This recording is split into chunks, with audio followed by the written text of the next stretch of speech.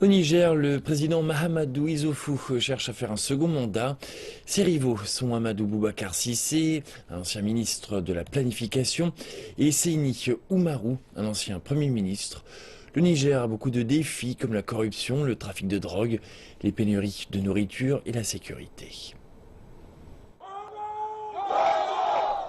Le président Mahamadou Issoufou a pris ses fonctions en 2011 en promettant de lutter contre la corruption, la faim et d'améliorer la sécurité nationale et la croissance économique.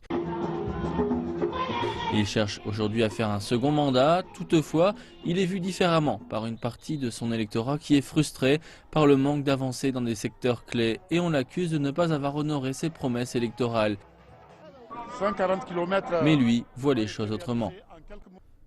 J'ai conservé mes promesses. Nous avons investi près de 11 millions d'euros dans l'infrastructure, l'éducation, la santé et l'accès à l'eau potable, la sécurité alimentaire et la modernisation de notre force armée. Mais ce n'est clairement pas assez.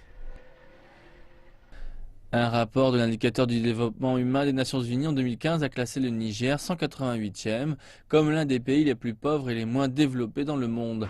La sécurité alimentaire est aussi une grande source de préoccupation. L'ONU a prévenu que près de 2 millions de Nigériens étaient sous la menace de la faim. Mais la sécurité est dans l'esprit de tout le monde. Boko Haram a lancé des attaques au Nigeria, au Cameroun et au Niger, menaçant la stabilité régionale. Le Niger fait partie d'une coalition militaire régionale qui combat le groupe affilié à l'EI. Le pays n'a pas connu d'attaque majeure depuis 2013.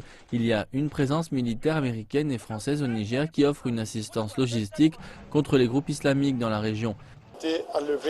Le président a bien travaillé avec les leaders régionaux et la lutte contre Boko Haram est un bon point. Mais il devra convaincre l'électorat qu'il est la bonne personne pour transformer le pays.